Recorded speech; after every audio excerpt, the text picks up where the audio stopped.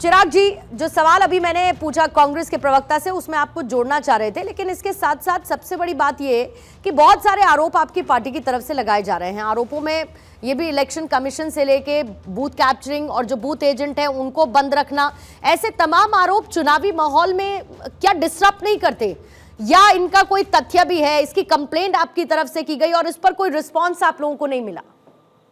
पूर्णिमा जी नमस्कार। नमस्कार पूर्णिमा जी, आज हमें समझना पड़ेगा कि भाजपा जिस तरीके से चुनाव लड़ रही है और इलेक्शन कमीशन जिस तरह से आंखें मूंद करके बैठा है, आज ये दिल्ली की जनता देख रही है कैसे 200 मीटर पहले बैरिकेड लगा के रास्ते बंद कर दिए जा रहे हैं, कैसे घरों से पैसे बट रहे हैं जंगपुरा में, और उसके बाद भी इलेक्शन कमीशन उस घर को सील नहीं कर रहा है। मैं तो बहुत हैरान हूं, इस तरह का चुनाव मैंने अपनी जिंदगी में पहले कभी नहीं देखा।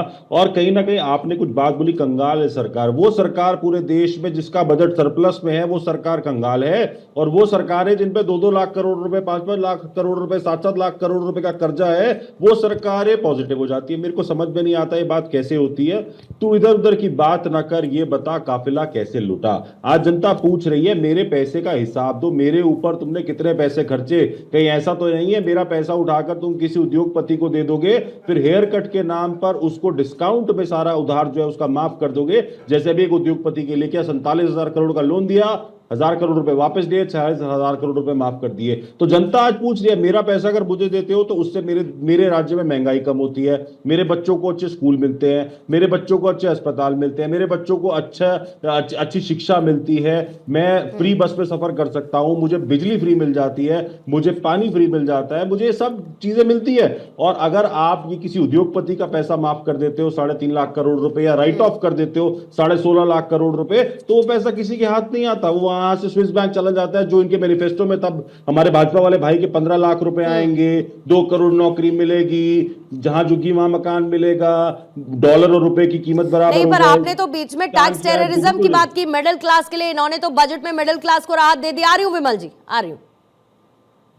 पूर्णिमा जी, आपके चैनल में बहुत सारे विद्वान बैठे हैं, कोई मुझे बता दे 12 लाख रुपए की स्लैब्स क्या है। अगर आ गया है ये चीज तो बता दे, सबको पता होना चाहिए 12 लाख रुपए की स्लैब्स क्या है। मुझे तो नहीं पता, क्योंकि मैंने जो भाषण सुना उसमें तो ये बोला गया कि चुनाव के बाद बताएंगे कि इसकी स्लैब्स क्या होगी, इसमें क्या एग्जेम्पशंस डाली जाएंगी। सर, वो इनकम टैक्स लॉ की बात थी, वो इनकम टैक्स लॉ की बात थी कि 1 हफ्ते बाद उसको टेबल करेंगे, सामने रखेंगे। बिल्कुल, इस पर आप बता दीजिए स्लैब्स क्लियर है सर, स्लैब्स क्लियर है, और उसके लिए एक्सपर्ट्स के पास मुझे जाने की जरूरत नहीं है। पता नहीं सर आपको कैसे नहीं समझ में आया, लेकिन old tax regime, new tax regime में बहुत सारी चीजें काफी हद तक क्लियर हो गई अगर आपने उसको डिकोड किया हो तो। मैंने सिर्फ इतना कहा कि मिडिल क्लास को एक फायदा पहुंचाने की कोशिश की गई। मिडिल क्लास एक बड़ा वोट बैंक है, आपको नहीं लगता दिल्ली में इंपैक्ट करेगा और उनको एक पॉजिटिव साइड देगा? मेरा ये सवाल था चिराग। देखिए, हम तो अब बोल ही रहे हैं मिडिल क्लास के लिए तो वैसे भी कुछ नहीं। हमने तो बोला था 2% से बढ़ाकर एजुकेशन पर 10% कीजिए, 10% हेल्थ पे बजट रखिए, जो ओल्ड सिटीजन ट्रेन में ट्रैवल करते हैं उनको फ्री सीट 50% पे सीट दीजिए। हमने तो बहुत सारी बातें बोली। विमल जी जल्दी से जवाब दे दीजिए, फिर स्टूडियो में जाऊंगी मेहमानों के पास, जल्दी से। देखिए पूर्णिमा जी, मैं कहना चाहता हूँ, हमारे मित्र ने जो है बहुत सारी बातें कही हैं। मैं कहना चाहता हूँ कि दिल्ली की जनता जो है वो रुख अपना चुकी है। दिल्ली की जनता समझ चुकी है कि ये कुछ नहीं करने वाले हैं। ये यही वो लोग है ना जो कहते थे कि हमारा जो है चुनाव चिन्ह झाड़ू है और झाड़ू जो है भ्रष्टाचार को खत्म करेगा, लेकिन वही झाड़ू जो है भ्रष्टाचार को समेटा है। चाहे शराब नीति की बात करें, शराब नीति घोटाले की बात करें, क्लासरूम घोटाले की बात करें, चाहे मोहल्ला क्लिनिक घोटाले की बात करें, चाहे यमुना सफाई के घोटाले की बात करें, चाहे पॉल्यूशन के घोटाले की बात करें, तो जनता इनकी बात को समझती है। यही लोग है ना जो कहते थे 2015 से पहले कि बच्चों की कसम खाता हूं क्या कोई भी लग्जरी सेवाएं। लेकिन आप ये सोचिए कि अगर इस बार आम आदमी पार्टी जीत जाती है तो शीला दीक्षित के रिकॉर्ड को भी अरविंद केजरीवाल तोड़ देंगे, और अगर इस बार आप हार जाते हैं तो आप सोचिए सर 27 साल प्लस 5 साल हो जाएगा। लोग फिर ये पूछेंगे कि बाकी विधानसभा में तो आप लोग जीत जाते हैं, दिल्ली में आपको क्या हो जाता है, 7 सीटें लोकसभा की आप लोग जीत जाते हैं, लेकिन विधानसभा चुनावों में क्यों हो जाता है, वोटर का मन क्यों बदल जाता है? फिर बीजेपी से भी ये सवाल पूछा जाएगा। मैथिल साहब आपके पास आते हुए, प्रेम सर फिर उसके बाद आपके पास आऊंगी सर। जल्दी से मैथिल साहब, वोटिंग परसेंटेज अभी जो दिख रहा है 46-43 के आसपास जो अभी तक है, I think it's a good percentage. बढ़ेगा अभी ये 5 बजे तक? क्या रिफ्लेक्शन इससे आपको समझ में आ रहा है दिल्ली में? देखिए, मुझसे सवाल है। प्रेम सर, आपसी से शुरू कर देखिए, बीते 8 घंटे का एवरेज है तो ये 5.5% के आसपास है। तो कम से कम 55-56% वोटिंग तो जाता दिख रहा है, लेकिन 62 टच करेगा कि नहीं करेगा ये हमें थोड़ा मुश्किल लगता है। बट अगर कम जाता है तो क्यों, रीजन? तो ये जो अभी विवेक जी जो बीजेपी से थे वो कह रहे थे कि ना जनता मतलब बदलना चाहती है सरकार को, लेकिन अगर इतना ही गुस्सा होता तो वो तो एग्रेशन देखना चाहिए था, जो नहीं दिख रहा है। मतलब सरकार अगर बदलने की चाहत होती तो वोटिंग और होना परसेंटेज चाहिए, ज्यादा होता। हाँ ज्यादा होना चाहिए, लेकिन वो नहीं दिख रहा है। दूसरी बात है कि महिलाएं ज्यादा वोट कर रही हैं, तो महिलाएं ज्यादा वोट कर रही, तो महिलाओं के लिए सबसे अच्छा पैकेज किसके पास है? चाहे बीजेपी, कांग्रेस, आम आदमी पार्टी में देख लीजिए, तो आम आदमी पार्टी की फ्रीबीज का सेंटर ही महिलाएं हैं। तो महिलाएं ज्यादा वोट कर रही है, तो ये पॉजिटिव साइन है बीजेपी के लिए, क्षमा कीजिए आम आदमी पार्टी के लिए। तो इसके ये तात्कालिक तौर पर दिख रहा है। तो आप सही कह रहे हैं, एक जो ट्रेंड 7 सीटें बीजेपी जीत जाती है, आम आदमी पार्टी विधानसभा में जीत जाती है, तो हम देखते हैं कॉमन वोटर जो है बीजेपी और कांग्रेस के पास है। कॉमन वोटर्स उसमें एक हिस्सा जरूर है कुछ दलितों का और कुछ मुस्लिम्स का, जो कभी कांग्रेस का वोट होती थी या कांग्रेस इस बार जिस पर उम्मीद करती है। तो कांग्रेस के आने से वो वोट तो आम आदमी पार्टी को थोड़ा बहुत डेंट लगता है, लेकिन मेजर वोट्स जो है अगर कांग्रेस नहीं रहती तो आप समझिए कि बीजेपी और स्ट्रांगली दिखती। कांग्रेस के मजबूत होने से ये परसेप्शन है कि आम आदमी पार्टी को नुकसान हो रहा है। मैं कह रहा हूं कि बीजेपी को सत्ता में आने से रोक रही है कांग्रेस। आप देखेंगे जो वोट परसेंट कांग्रेस को मिलेगा वही डिफरेंस रहेगा बीजेपी और कांग्रेस के आम आदमी पार्टी के बीच। देखिए पूर्णिमा जी, पहली चीज तो कि दिल्ली में जो काम की बात, जैसे कि अभी विमल अच्छा पहले ये बताइए, एंटी इनकम्बेंसी जैसा फील है?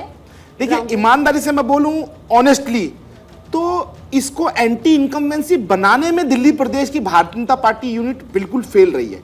उसके में कुछ कारण, हाँ बिल्कुल बिल्कुल नहीं लगता बिल्कुल, उसका कारण बताता हूं मैं आपको ऑन रिकॉर्ड बता रहा हूं। 1 लाख करोड़ से ज्यादा के काम भारतीय जनता पार्टी की केंद्र सरकार, नरेंद्र मोदी सरकार ने दिल्ली के लिए किए, और ये सुनने में बहुत ही हैरानी वाली बात होगी जिसको कि भुना नहीं पाई भारतीय जनता पार्टी, कि चाहे दिल्ली कटरा एक्सप्रेसवे हो, दिल्ली देहरादून एक्सप्रेसवे हो, दिल्ली मुंबई एक्सप्रेसवे हो, या उसके अलावा द्वारका एक्सप्रेसवे हो, ये वो काम थे। ईस्टर्न पेरिफेरल, वेस्टर्न पेरिफेरल, और लगातार बहुत सारी ऐसी योजनाएं जो केंद्र के द्वारा चलाई गई। ठीक है। भारतीय जनता पार्टी की लोकल यूनिट सिर्फ इस उसमें रही कि हाँ अब एंटी इनकम्बेंसी है।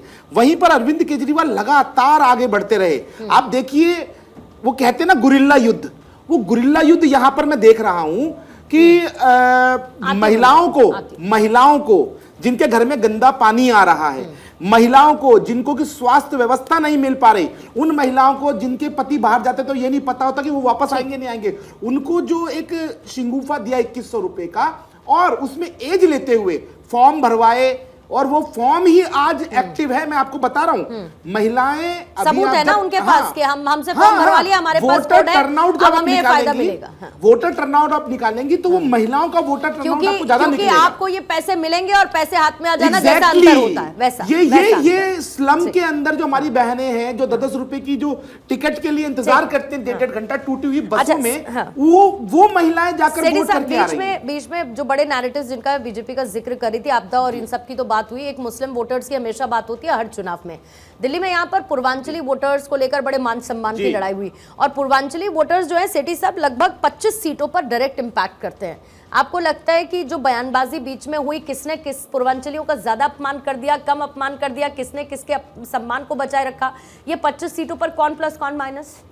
नहीं देखिए, सबसे पहले तो मैं जितनी भी जनता हमें देख रही है उनसे अपील करना चाहूंगा कि वो बाहर निकले, जल्दी निकले, अब समय खत्म हो रहा है, समय खत्म हो रहा है, और जितनी वोटिंग परसेंटेज, ये आपका अधिकार है और इसका इस्तेमाल कीजिए। ये हम सबकी तरफ से अपील है आपको। और जिस प्रकार आप पूर्वांचली वोटर्स की बात करते हैं या किसी भी समुदाय की बात, वोटर्स की भी बात करती चाहे मुस्लिम वोटर की बात करते हैं, 12:30 मैं आपको बताऊं कि चाहे दिल्ली है, एक प्रकार से ज्यादातर वोटर जो है उनका एक माइंडसेट बना होता है, उनका माइंडसेट